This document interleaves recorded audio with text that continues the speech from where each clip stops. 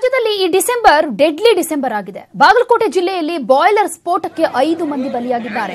ಮುಧೋಳ ತಾಲೂಕಿನ ಕುಳಲಿ ಎಂಬಲ್ಲಿ ಮುರುಗೇಶ್ ನಿರಾಣಿ ಮಾಲೀಕತ್ವದ ನಿರಾಣಿ ಸಕ್ಕರೆ ಕಾರ್ಖಾನೆಯಲ್ಲಿ ಬಾಯ್ಲರ್ ಸ್ಫೋಟವಾಗಿ ಕಟ್ಟಡದ ಮೇಲ್ಛಾವಣಿ ಕುಸಿದಿದೆ.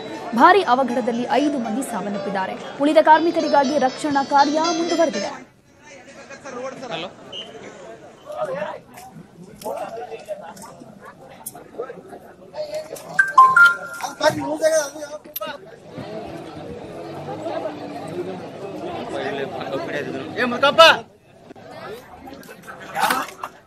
ದೃಶ್ಯಗಳಲ್ಲಿ ಗಮನಿಸ್ತಾ ಇದ್ದೀವಿ ಆ ಸ್ಫೋಟದ ತೀವ್ರತೆ ಎಷ್ಟರ ಮಟ್ಟಿಗೆ ಇದೆ ಅಂತ. ಯಾಕಂದ್ರೆ ಬಾಯ್ಲರ್ ಸ್ಫೋಟಗೊಳ್ತಾ ಇದ್ದ ಹಾಗೆ ಮೇಲಿದ್ದಂತ ಕಟ್ಟಡದ ಮೇಲ್ಛಾವಣಿ ಕುಸಿದು ಬಿದ್ದಿದೆ. 5 ಮಂದಿ ಮೃತಪಟ್ಟಿದ್ದಾರೆ. ಇನ್ನೂ ಅನೇಕ ಕಾರ್ಮಿಕರು ಅದರ ಅಡಿಯಲ್ಲಿ ಸಿಕ್ಕಾಕೊಂಡಿದ್ದಾರೆ ಎನ್ನುವಂತ ಮಾಹಿತಿ ಇದೆ. ಹೀಗಾಗಿ ರಕ್ಷಣಾ ಕಾರ್ಯಾಚರಣೆ ಭರದಿಂದ ಸಾಗ್ತಾ ಇದೆ. ಮುರುಗೇಶ್ ನಿರಾಣಿ ಅವರ ಮಾಲೀಕತ್ವದ ನಿರಾಣಿ ಸಕ್ಕರೆ ಕಾರ್ಖಾನೆಯಲ್ಲಿ ಆಗಿರುವಂತಹ ಬಾಯ್ಲರ್ ಸ್ಫೋಟ ಇದು.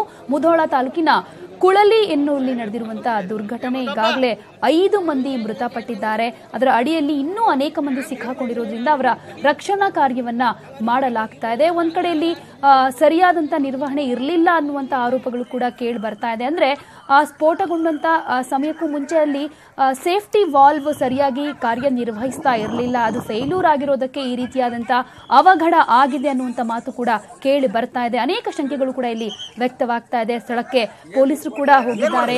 ರಕ್ಷಣಾ ಸಿಬ್ಬಂದಿ ಈಗ ಅಡಿಯಲ್ಲಿ ಅಂದ್ರೆ ಕಟ್ಟಡದ ಮೇಲ್ಛಾವಣಿ ಕುಸಿದಿದೆ, ಅದರ ಅಡಿಯಲ್ಲಿ ಇನ್ನೂ ಅನೇಕ ಮಂದಿ ಸಿಕ್ಕಾಕೊಂಡಿದ್ದಾರೆ ಅನ್ನುವಂತ ಮಾಹಿತಿ ಇದೆ.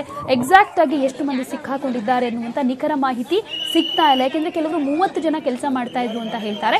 ಇನ್ ಕೆಲವರು 7-8 ಮಂದಿ ಮಾತ್ರ ಕೆಲಸ ಮಾಡ್ತಾ ಇದ್ರು. ಅಂದ್ರೆ ಇವತ್ತು ಆ ಕಟ್ಟಡದ ಅಡಿಯಲ್ಲಿ ಒಂದು ಶಿಫ್ಟ್ ಏನು ಇರುತ್ತೆ, ಆ ಶಿಫ್ಟ್ ನಲ್ಲಿ 8 ಜನ ಮಾತ್ರ ಇದ್ರು ಅಂತ ಕೆಲವರು ಹೇಳ್ತಾರೆ. ಈಗ ಸದ್ಯಕ್ಕೆ 5 ಮಂದಿಯ ಮೃತದೇಹ ಪತ್ತೆಯಾಗಿದೆ, ಅದನ್ನ ಹೊರಗಡೆ ತೆಗೆಯಲಾಗಿದೆ.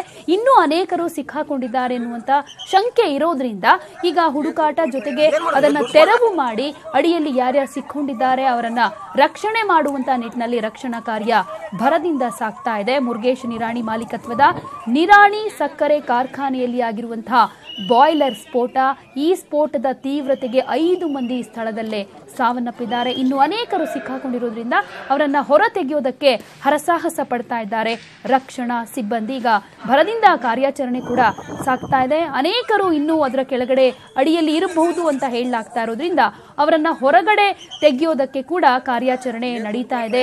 ಸಾವಿನ ಸಂಖ್ಯೆ ಮತ್ತಷ್ಟು ಹೆಚ್ಚಾಗುವ ಲಕ್ಷಣಗಳು ಕೂಡ ಕಂಡು ಬರ್ತಾ ಇದೆ. ಆದ್ರೆ ಈಗ ಆ ಕಟ್ಟಡದ ಅಡಿಯಲ್ಲಿ ಏನು ಯಾರ್ಯಾರು ಇದ್ದಾರೆ ಅನ್ನೋದ್ರ ಬಗ್ಗೆ ಮಾಹಿತಿಯನ್ನ ಪಡೆದುಕೊಳ್ತಾ ಇದ್ದಾರೆ. ಇನ್ನು ಈ ಘಟನೆಯ ಬಗ್ಗೆ ನ್ಯೂಸ್ 18ಗೆ ಕಾರ್ಖಾನೆ ಮಾಲೀಕ ಮುರುಗೇಶ್ ನಿರಾಣಿ ಪ್ರತಿಕ್ರಿಯೆ ಕೊಟ್ಟಿದ್ದಾರೆ. ಕಾರ್ಖಾನೆಯಲ್ಲಿ 7 ಜನ ಕೆಲಸ ಮಾಡ್ತಾ ಇದ್ರು, ಜಾಸ್ತಿ ಪ್ರೊಡಕ್ಷನ್ ಆಗಿದ್ರಿಂದ ಬ್ಲಾಸ್ಟ್ ಆಗಿದೆ. ಈ ಅವಘಡದಲ್ಲಿ 4 ಮಂದಿ ಸಾವನ್ನಪ್ಪಿದ್ದಾರೆ. ಇದು ನಿರ್ಲಕ್ಷ್ಯ ಅಲ್ಲ, ಸೇಫ್ಟಿ ವಾಲ್ವ್ ವರ್ಕ್ ಆಗಿಲ್ಲ ಅಂತ ಸ್ಪಷ್ಟನೆ ಕೊಟ್ಟಿದ್ದಾರೆ. ಇದು ಸಕ್ಕರೆ ಮತ್ತು ವಿದ್ಯುತ್ ಡಿಸ್ಟಿಲರಿ ನಡೆಯುವಂತ ಘಟಕದಲ್ಲಿ ಒಟ್ಟಾರೆ ಒಂದು ಇಫ್ಲೂಯೆಂಟ್ ಟ್ರೀಟ್ಮೆಂಟ್ ಪ್ಲಾಂಟ್ ಅಂತ ಬರ್ತಾ ಇದೆ. ಎಲ್ಲ ವೇಸ್ಟ್ ವಾಟರ್ ವೇಸ್ಟ್ ಇರುವಂತದನ್ನ ಟ್ರೀಟ್ಮೆಂಟ್ ಮಾಡುವಂತದ್ದು. ಅದರಲ್ಲಿ ಒಂದು ಡೈಜೆಸ್ಟರ್ ಅಂತ ಬರ್ತಾ ಇದೆ ಒಂದು ಐಟಮ್. ಆ ಎಕ್ವಿಪ್ಮೆಂಟ್ಸ್ ಅಲ್ಲಿ ಮೀಥೇನ್ ಗ್ಯಾಸ್ ಪ್ರೊಡಕ್ಷನ್ ಆಗ್ತಿರ್ತದೆ.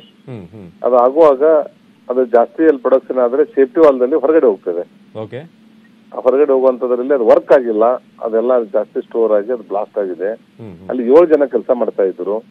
7ರಲ್ಲಿ 3 ಜನ ಸ್ಪಾಟ್ದಲ್ಲಿ ಇದ್ದಾರೆ, 3 ಜನರಿಗೆ ಹಾಸ್ಪಿಟಲ್ ಕಳಿಸಿದೀವಿ. ಅದರಲ್ಲಿ ಹಾಸ್ಪಿಟಲ್ ಒಬ್ರು ಎಕ್ಸ್ಪೈರ್ ಆಗಿದ್ದಾರೆ, 2 ಸ್ಟೇಬಲ್ ಆಗಿದ್ದಾರೆ, ಏನಿಲ್ಲ. ಅಲ್ಲಿ ಒಟ್ಟು 4 ಜನ ಸಾವಿಗೀಡಾಗಿದ್ದಾರೆ, 2 ಆಸ್ಪತ್ರೆಯಲ್ಲಿ ಚಿಕಿತ್ಸೆ ಪಡಿತಾ ಇದ್ದಾರೆ. ಇದು ಫ್ಯಾಕ್ಟ್ರಿ ಬಿಟ್ಟು ಹೊರಗಡೆ ಬರುವಂತದ್ದು. ಇದು ಮೇನ್ ಫ್ಯಾಕ್ಟ್ರಿ ಬಿಟ್ಟು ಅರ್ಧ ಕಿಲೋಮೀಟರ್ ಹೊರಗಡೆ ಇದೆ. 1,000 ಜನ ಕೆಲಸ ಮಾಡ್ತಾರೆ. ಫ್ಯಾಕ್ಟ್ರಿಯಲ್ಲಿ ದುರಂತ ಆಗಿಲ್ಲ. ಫ್ಯಾಕ್ಟ್ರಿ ಬಿಟ್ಟು ಅರ್ಧ ಕಿಲೋಮೀಟರ್ ಇದು ವೇಸ್ಟ್ ವಾಟರ್ ಟ್ರೀಟ್ಮೆಂಟ್ ಪ್ಲಾಂಟ್ ಅಲ್ಲಿ ಆಗಿರುವಂತ ಘಟನೆ ಇದೆ. ಇದು